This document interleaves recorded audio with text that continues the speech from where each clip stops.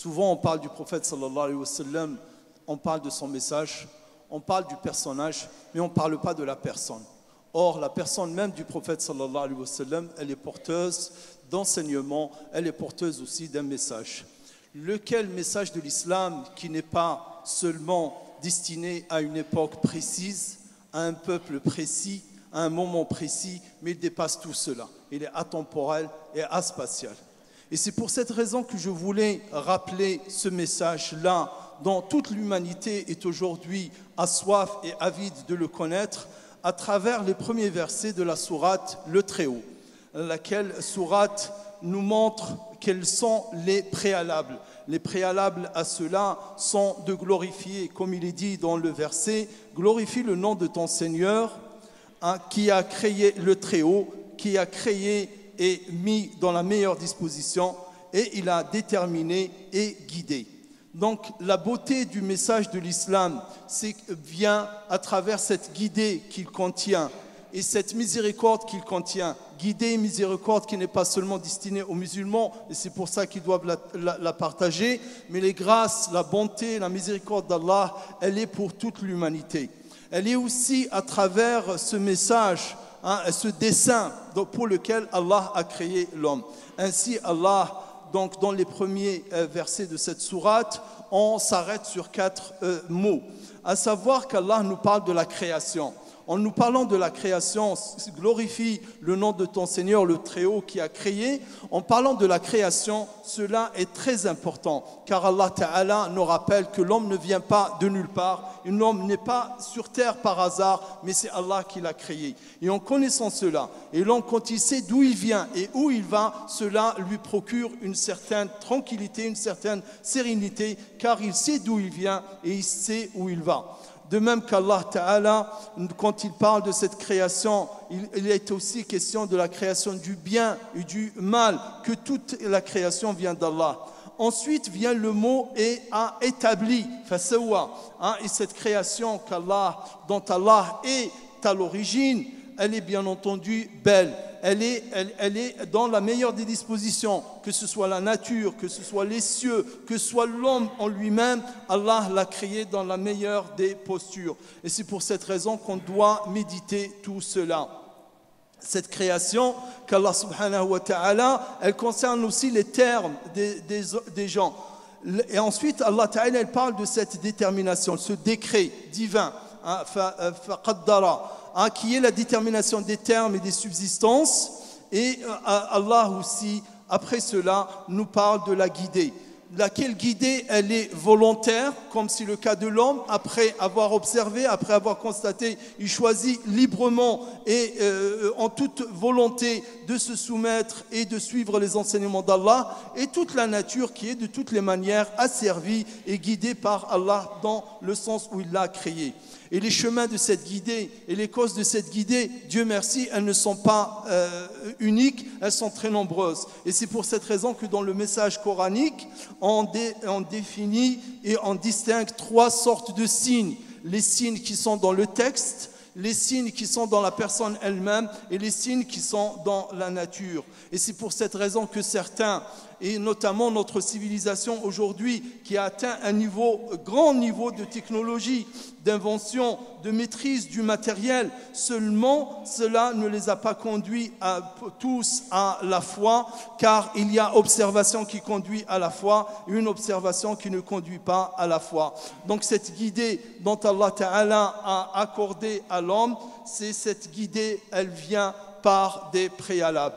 Ça, donc, ce sont les points de départ. Ensuite vient le message de l'homme, plutôt le dessein de l'homme, sa mission, sa grande mission sur terre.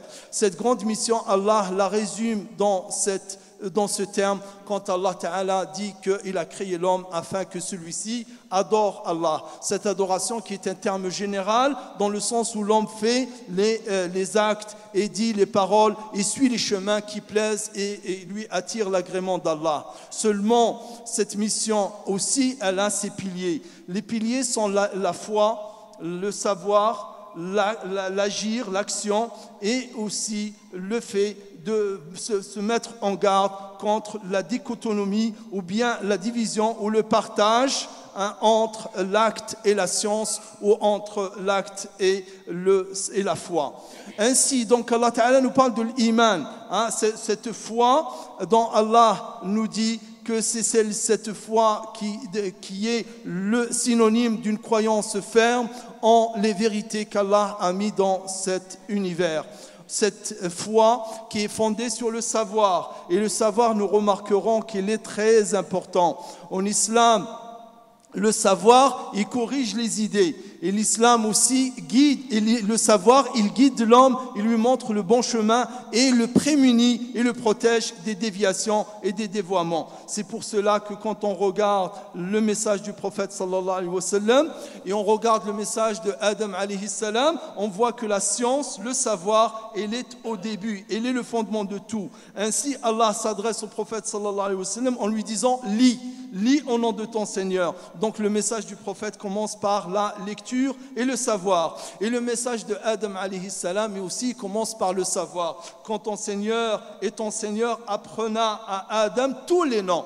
Allah, quand il a créé Adam, il lui a appris tous les noms. On voit donc bien que l'islam et l'humanité tout entière, le début de son histoire, il commence par la science. Cette science, bien entendu, qui doit conduire à l'acte, qui doit conduire à l'action, à l'amal. Et c'est pour cette raison que le prophète sallallahu alayhi wa sallam, dans le célèbre hadith de Jibril, quand il définit l'islam, il le définit par les 5 piliers, le culte. Mais il le définit par ailleurs dans un autre hadith en disant que le musulman, c'est celui dont les gens sont à l'abri des méfaits de sa langue et de sa main. Donc il définit l'islam par ses principes et il définit aussi l'islam par son fruit. À savoir, s'il n'y a pas ce fruit, si le musulman nuit aux autres par sa langue et par ses mains, c'est qu'il n'a pas réalisé cet islam. Donc l'islam, c'est des principes et c'est aussi un fruit. De même que le prophète sallallahu alayhi wa sallam, toujours dans ce hadith, il définit la foi, la croyance, l'iman, par les 6 piliers de la foi. Mais il le définit aussi par ailleurs dans un autre hadith, l'iman, par le fruit de ce iman. Le fruit de ce iman, un fruit bien entendu tangible, un fruit apparent, en disant que le croyant, c'est celui dont les gens sont à l'abri du fait qu'ils nuisent à eux dans leur bien et dans leur dignité. À savoir que le croyant, c'est celui dont les gens ne sont pas exposés aux méfaits, qu'il attaque leur argent ou qu'il attaque leurs biens ou qu'il attaque leur dignité.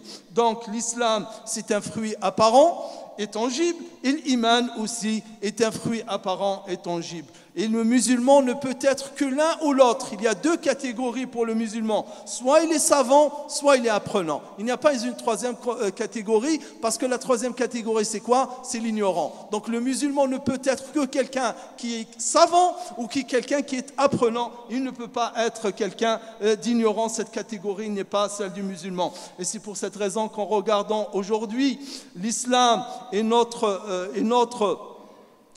rôle, c'est de montrer et de réaliser cela et de faire attention à ce qu'il y ait une séparation entre la foi et la science ou entre la foi et l'acte. On a la science, elle conduit à l'acte, et la foi, elle conduit à l'acte. Et c'est pour cette raison que si cette civilisation aujourd'hui a produit tant de matériel et tant de biens et tant de maîtrise de la nature, mais elle a aussi produit beaucoup de mal, ces déchets nucléaires, cette course à l'armement, cet égoïsme, cette avidité à produire, à posséder toujours plus. Tout cela ne sont pas des signes positifs, et c'est pour cette raison que le dernier point, c'est le message du musulman. Quel est le message du musulman aujourd'hui, notamment dans cette terre, dans ce lieu dans lequel nous vivons, l'Europe d'une façon particulière et l'Occident d'une manière générale, c'est de montrer, de le réaliser d'abord et de montrer le bon chemin, car l'humanité, elle est aujourd'hui en quête d'une alternative, elle est en quête d'un nouveau modèle et elle le cherche, et l'islam a ce modèle, mais à condition bien entendu que ce modèle-là soit réalisé, et c'est pour cette raison que le message du musulman, avant de parler, car les gens veulent plus voir, veulent plus regarder les choses se réaliser que de les écouter ou de les lire. Nous devons réaliser cet islam en nous, le concrétiser dans notre comportement au quotidien et uniquement comme cela, et cela uniquement qu'on sera des exemples et qu'on montrera le chemin de l'islam pour les gens qui sont à sa recherche. Alhamdulillah.